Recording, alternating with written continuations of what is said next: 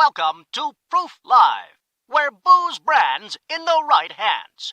On a quest for the best tipple and toast with the most exciting and respected bottlings. Competing for the 100-point Perfect Score Century Award and the double gold and a spot on the top shelf to be sipped, shaken, stirred, and celebrated. Slide up to the bar with the biggest names in the spirits game as they clink glasses with your hostess, legendary connoisseur Jennifer English, for intimate conversations, live tastings, product launches, and the happiest hour there is. Now, broadcasting live from the commodious confines of the swanky Proof Saloon, where the liquid elite meet, here is your hostess, the Madam of Manhattans, the Duchess of Daiquiris, the Queen of Conviviality, your hostess, James Beard Award winner, Jennifer English.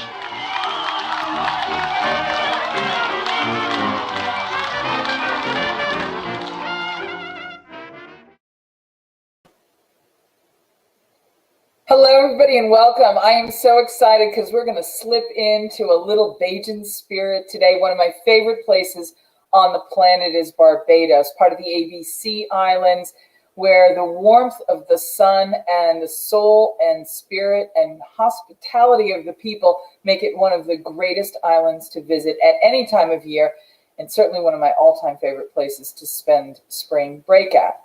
And when one discovers those things that a place is famous for, you can understand why they become intertwined. There are certain foods and flavors and sips and lands that just become one. Barbados and Rum is one of those great combinations where you can't hardly think of one without the other, although the beaches are quite beautiful. And certainly the horse racing is more famous than people might know, but we'll get to that when we talk to our guest today. There are some distilleries that are very famous because they have ubiquity. They're everywhere, and they're big, and they're wonderful, and their products are some of our favorites. And believe it or not, in this modern era where everything seems like bigger is better, there are still some practitioners of the family arts of distilling and family-owned businesses.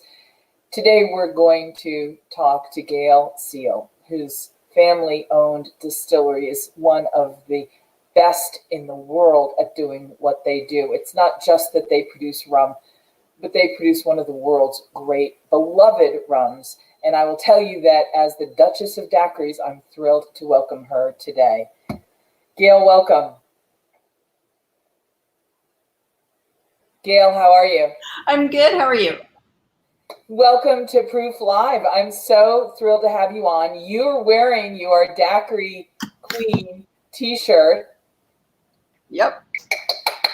And I am the Duchess of Daiquiris. We are related. We're definitely going to be good friends. It's destiny. It's absolute destiny. How are you? How is everything in Barbados? I know for a lot of the audience, snow is falling and it's cold and it's winter and we're dreaming of tropical vacations and tropical sips. Would you tell us a little bit about how things are today in Barbados? Because you look pretty warm and mellow and happy. Oh, I am very warm. I'm in an air-conditioned office. My office is air-conditioned, but outside it is absolutely tropical. It is about 89 degrees outside. Wow. Sunny, beautiful blue sky. There's not a cloud in the sky. I'm just looking out. I'm surrounded by palm trees, and it's great. We're actually on a full lockdown right now, so we don't. Tell us about that, because we don't hear about that in the news. Yeah, well, starting Friday, normally I get up on a morning and I go for a lovely cliff walk because we're allowed to exercise between 6 and 9 a.m. And as of Friday, they're shutting that down for the weekend and putting us on full lockdown into our own homes. Unfortunately, we had a fantastic run up until Christmas. We had very few cases of COVID arriving, and they were mostly arriving on planes, and we didn't have any community spread. But since Christmas, it's kind of been a bit of a nightmare. And so we're trying to get a control over it. And we've locked down before, so we can do it again, but it's not ideal. But there is nowhere worse, nowhere better to be locked down. I'm going to be honest. There's no snow. I can sit outside in my garden and there's still sunshine, and I'm wearing flip-flops and a t-shirt. Well, we're going to send swift healing to your entire community and hope that everyone gets through this okay. So please know that. And, you know, I don't want to deter tourism, but if tourism came at Christmas and everything came with it, this just is such a great reminder for people of maybe soon, but not yet. Exactly. Kind of keep that in mind. Well, Barbados is still open. We have a system in place where now you have to quarantine in a hotel or in a government facility for 5 days. And that's not a long time. And you know, a lot of people that come off, they're coming for 2 weeks, 5 days isn't long. If you're coming for a week, it's not so great. But it's a way of catching anything coming in. You have to come with a test and then you have to get another test. And once you're cleared, you're free. So we are open to tourists, but it is not really the right time to come this next few weeks because we are on a lockdown. Let's just talk about rum. Yes. How did Barbados and rum become synonymous? And how is Barbados, well, let's start there. Well, Barbados is the home of rum. I mean, the first use of the word rum is from Barbados. Back 300 something years ago, I think it is. So we've been making rum on the island for a long time. For us, at our distillery, we started as independent bottlers. We were not rum distillers. Everybody had to buy from one refinery and everybody could tweak it. So it was very much like the Scotch whiskey industry where you were an independent bottler. But in 1994, my husband decided that he could make better rum. And we went off to Italy, found an Italian petrochemical company branching into distillation, and built our distillery together. So it's a really interesting thing because we hadn't been making our own rum before. We'd only been blending. So this is really his baby from start to finish. So it makes it really special to be doing our own thing in our own way. And we stuck to the traditional methods. I mean, Barbados is famous for having the pot still and the coffee still side by side, single blended rum, a word that I'm hoping people will start to understand. So wait, say that again slowly. Single blended rum. So, I mean, when you talk about single blended whiskey, people know it's, two whiskeys from two different stills, usually two different distilleries. But in Foursquare, we have our stills are side by side. So our rum is made from a pot still and a column still. So they're side by side. So we call it single blended rum. Oh, okay. So everything about it is on campus, in your house. One of the things I wanted to have you talk about, Barbados is not the biggest island in the world, but 14 by 21 miles. But the sugarcane that comes from there is only part of your story. Would you talk about what rum is, and in particular for Foursquare, what Foursquare rum philosophy says rum is? Okay, so rum there's 3 ingredients in rum. You have water. We're very lucky in Barbados. We're a coral stone filtered. Our water is coral stone filtered through the island, so that makes it very special. Second ingredient is yeast. We use a dry active yeast as opposed to naturally occurring yeast, which is what they use in Jamaica. Final ingredient is one of 3 things. It's either sugarcane juice, sugarcane syrup, or molasses. We generally use most molasses, but we are now, for the last couple of years, we have our own little cane crushing plant, and we're doing sugarcane juice and sugarcane syrup. So basically, rum is a product from sugarcane. The water makes it very special. Water from Barbados is different to water from Jamaica, to water from, the French islands. So to me, that's what rum is. That's what it starts as. And that's all it should be. There should be nothing else added to rum. So for us, it's all about authenticity. And something that makes Foursquare rum really special is, as I said, we have our 2 stills. We have a traditional Caribbean double retort pot still, and we have a coffee still. And when we barrel, because barrel aging is one of the best parts of making rum, we actually blend before we barrel, which is something very special to Foursquare. So come back to the pot still. There is something so distinctive about the pot still that allows the richness and earthiness of the mash that goes into what you're making. Exactly. It's really cooked beautifully, and it's part of the tradition of rum making. And not everybody makes rum the same way, and you made the choice to do it. When I sip, when we sniff, when we share a sip of your rums, what tells us that it's pot stilled? That's kind of hard with me because everybody smells it differently. Like, like we never give tasting notes because of everybody's palate is different. But I mean, for Barbados, it gives you those warm caramel notes. It gives you a little bit of, tiny bit of tropical bananas. For me, when I smell it, it's to describe for me, it's like smelling home because we always smell like rum, if that makes sense. But it's very delicate and balanced and soft when you smell Barbados rum, as opposed to if you're looking at maybe a Puerto Rican rum, it's very light, very floral, I find. And then if you're looking at a Jamaican rum, it's so deep and funky, and the flavors are like there in your face. But Barbados rum is a little more delicate and balanced and soft in their flavors, I think, kind of in between. I love how elegant Barbados rums are. And I wonder what part of the overall culinary and cultural tradition that reflects. Because it's almost as if you sip the rum from each country, you get to know the soul of each country. And so when you sip a Barbados rum, you get to know Barbados. I mean, I know that sounds like maybe kind of woo-woo, but it really seems true to me that if you've ever been lucky enough to go, it's like, yep, this is what I'm sipping. I think you're right. I mean, like when you sip a Barbados rum, it's almost like you feel like you're in Barbados, like you're part of a Bajan family. Like you feel like instantly that's where you are. And for us, another special thing we do is everything we bottle is done here at Foursquare. We don't ship out our bottles anywhere else. Nobody else gets to bottle our brands.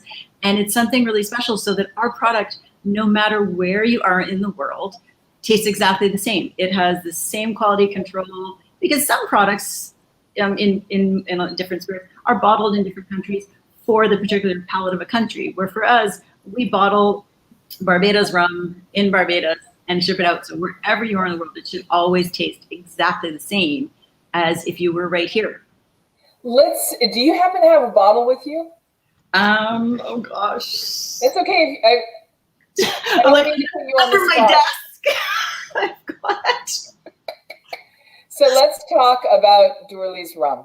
And that's a beautiful bottle. The label's amazing. It has the number 3, which I want you to talk about. And I want you, please, to describe all of the ways that your product is meant to be what you offer and how it's an expression of the intention you have to teach people about rum. Oh, that's a good question. So our rums, Barbados rums are rums you can trust. If it says 3-year-old rum on it, it's 3 years and above. So Dourly's 3 is an aged white rum. It is 3 years old and higher. Any of the expressions you get from Foursquare or Mount Gay or St. Nicholas Abbey, if they have a number on them, you can trust that with your heart. I mean, that's kind of a given. For the way to use our rums, everything and anything. I mean, one of the things we always say to people is, they'll say, well, how should we be drinking your rum? And we're like, drink it how you like it. So if you want to drink it with ginger ale, drink with ginger ale. You want to drink it neat, if you want a drop of water, you want an ice cube, it's all how your palate enjoys it. So I would never say it needs to be this way. Like I'm a daiquiri girl, as you saw on my shirt. I love it in a daiquiri. A lot of people will say, oh, well, it can only be a white rum. So, I use Dourly's 3 in a daiquiri, but my go-to signature daiquiri uses Dourly's XO, which is 8 to 10-year-old rum. I have made rums with a 62 proof 11-year-old rum, and it's amazing. I mean, can I give a little shout out to what I think is the best daiquiri in the U.S.? So I'm going to give everyone a chance to grab a pencil and to pay attention, because we are now going to get the best daiquiri in the United States from the original daiquiri queen herself. And before we do that, we're gonna leave a cliffhanger. We're gonna do a quick break for a commercial message, and when we come back, the world's greatest daiquiri, according to the daiquiri queen, Gayle Seale, is here to share with us. We'll be right back after this message. Need a push getting your spirits, wine, or beverage brand into the hands of consumers? Interested in winning medals like a double gold award? Proof Awards 2020, the ultimate beverage competition, can help jumpstart your brand into the hands of beverage buyers. Enter the Proof Awards. Be a part of the Proof Awards marketing campaign with our partner, Food and Beverage Magazine. All of our judges are buyers, and that's what sets our awards program apart from the others. Our judges head the beverage programs for restaurants, bars, nightclubs, casinos, liquor stores, big box retail, and national wine and spirits distributors. Your brand will be tasted by buyers from more than 15 states across the U.S. We have hundreds of categories to choose from at www.proofawards.com. Be seen by 12 million readers with our partner, Food and Beverage Magazine. Get tasted and rated by buyers. The 2020 Proof Awards competition is open for spirits, wine, and beverage brands today. Proof Awards 2020, moving brands into the marketplace. www.proofawards.com. Whether you are thinking about becoming a restaurateur or you are already in the business, Michael Politz has written a must-read, The Food and Beverage Magazine's Guide to Restaurant Success. Pick up your copy today at Barnes & Noble, Amazon, Books A Million, or wherever fine books are sold. And now, the moment you've all been waiting for, the Gayle Seale Daiquiri, as presented by the Daiquiri Queen herself. Here is the recipe. We're going to leave it up there for a second. And then we're going to ask Gayle, where do you think fine daiquiris are made? Is it in the intention, the ingredients, the conviviality they foster? What makes such a great daiquiri? I think the ingredients are the most important part of making the right daiquiri. If you're using the wrong lime, it's not going to taste right. And if you're not using a good rum, it might not taste so great. Sugar syrup's pretty much sugar syrup. You can be using sugar cubes, you can be using sugar syrup, but also with that, I mean, if you're not using a good quality. So to me, the ingredients are the most important. And then the bartenders that are making them. And even if you're making it home, you got to put love into it. And you've got to put your feelings on. To me, the daiquiri is almost like scrambled eggs. So if I go into a bar and you can make a really good daiquiri, I will try anything and everything on your menu. But if I go into a bar and I get a really bad daiquiri, I will order a glass of wine next. Right. It's one of those things, and that has very, very rarely happened to me. I am very spoiled in that I get to go to some of the best bars in the world. And it's kind of a strange thing. I mean, I'm a little Scottish girl who grew up in Toronto, who ended up in Barbados, and I can go into a bar in most places in the world, and the bartender will automatically make me a Gayle Seale daiquiri because they know me and they know it's my favorite thing. And I always feel so bad because if I'm going out doing client visits and things like that, I want to order something cool off the menu first. And then, of course, I'd love to have Gayle Seale daiquiri, but I usually get the Gayle Seale daiquiri first, and I'm like, oh, it's so good, but I feel a little spoiled. I love that. What does a Gayle Seale daiquiri pair food-wise beautifully with? Oh, anything light, like a beautiful fish dish. I mean, or ceviche or something like that. Like for me, anything very, very light and refreshing goes well with it. So like my choice, like Ceviche 105 is one of my favorite places to go. So like I love ceviche and a Gayle Seale daiquiri. And where do you go in North America for some of your favorite versions of a great daiquiri food pairing combination? Oh my gosh, there's so many. My favorite place, and I feel really bad because if any bartenders know me, they're going to be Gayle Seale. How could you not choose me? But Kevin Berry at 3 Dots in the Dash in Chicago is one of the best bartenders in the world. But he does a twist on the Gayle Seale daiquiri, and he uses a pineapple shaved ice. And when I tell you, it's the best. And of course, Ian Burrell, who designed this cocktail, he's like, it's not real. And I'm like, no, Ian, it's the best. It really, really is. But if I'm in Miami, there's Swizzle does an amazing Floridita Daiquiri #2 with Probitas, which is Foursquare and Hamden rum together, and it's insane. It's one of my favorite. There's another bar called Spanglish, and Manny there, like just watching him do the flair and build a daiquiri for me, it's one of my favorite places to stop in. So Miami is one of my kind of favorite hunts because it's if I'm traveling to anywhere in the US or pretty much anywhere in the world, I go by Miami and I overnight on the way in and the way out. So you can get an amazing one at Sweet Liberty too, which to me is the cheers of my life. Like I go in there and I just feel like family. Like it's one of those things you feel comfortable. I'm a woman in our industry, and sometimes when you're a brand ambassador and you're a woman, it's hard because you're alone in a bar. And you have to go up to the bar, you talk with the bartenders, you talk with the people around. And sometimes it can be a little intimidating. Like I have been rescued from restaurants twice by bartenders, by somebody who's being a little aggressive. And I'm like, I'm just working. Like I'm honestly, I'm not interested. I'm working. But I find for me, Sweet Liberty is one of these places where I can go no matter what time, day or night, and 3 a.m, and I am still feeling like family and feeling like I've just come home and it's the end of the night. It's perfect. And I would love to have another conversation with you at another time. I'd actually like to do a panel about women in our industry. And amazing. Bridget Albert was on not long ago, and there are some realities about what we face that are really a sort of subtext to the party. That we really want everyone to have. We want everyone to be convivial and feel the hospitality, but in fact, there's a lot you need to know about what we do. But that's another day. Yeah. And as I say, I'm really lucky. I'm kind of like the mom in the rum world because I'm like a big grown up.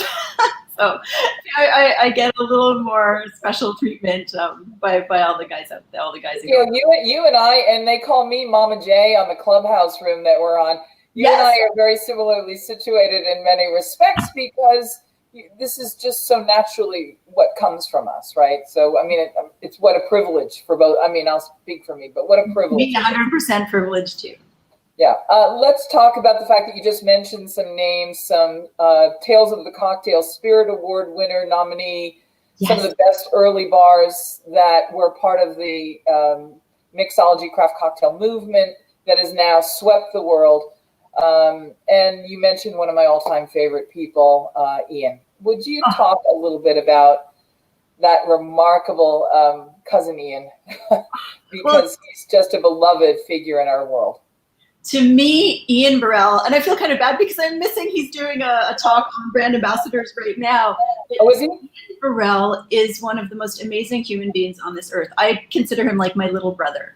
We've grown up in the rum industry. The first rum show we went to was the UK Rum Fest, which was his show, got to be about 15 years ago. So we have been friends a long time, but he is something special in our industry. He is not just an ambassador for a brand of rum. He is an ambassador for rum itself. He created his own position. And you can't go into a room and not fall in love with Ian's personality and his passion. And there's no way you can leave the room not loving rum. It's one of those things. And tell people a little bit about what he teaches and what he reps. He teaches everything about rum. It's not just a brand seminar. He works like with a little bit of brands, but he has TV shows in London that he does breakfast television and now a weekend one. He literally educates the whole world on how rum should be made, what's a good rum, how to make cocktails with rum, you name it. If it's in the rum world, Ian has probably touched it in some way or form. And I cannot imagine being part of this world without him. He has shaped me into the little global ambassador that I am. Well, and just like that, our time has evaporated like the angels share in the storehouse. I want to give you the last word and, of course, remind everybody, what are the labels and brand names we should be calling for when we're traveling the world in search of a little Barbados sunshine? For us, we do the Foursquare Exceptional Cask range. We do Dorley's. Equiano is a new project we're working on with Ian, which needs to be its own chat altogether. Okay. We have a line called Velier out of Italy that's a joint partnership. And in the U.S., the Real McCoy, please look for that because it's amazing. It's a joint partnership with an American family out there, and they are fantastic. I love them. Real McCoy rum. Put us in touch with them. We will have them on. We'll do a tasting, and we will turn the world on to what you collaborated on with them. Before I let you go, before I let you go, the Daiquiri Queen herself, is there a special toast that you share with people before you clink your glasses of Gayle, Seale, Daiquiri? For me, when I clink my glasses, I always say rum family. And that's something I live and die every day. Well, until we can clink glasses properly, let this suffice. Cheers to rum family. Thank you.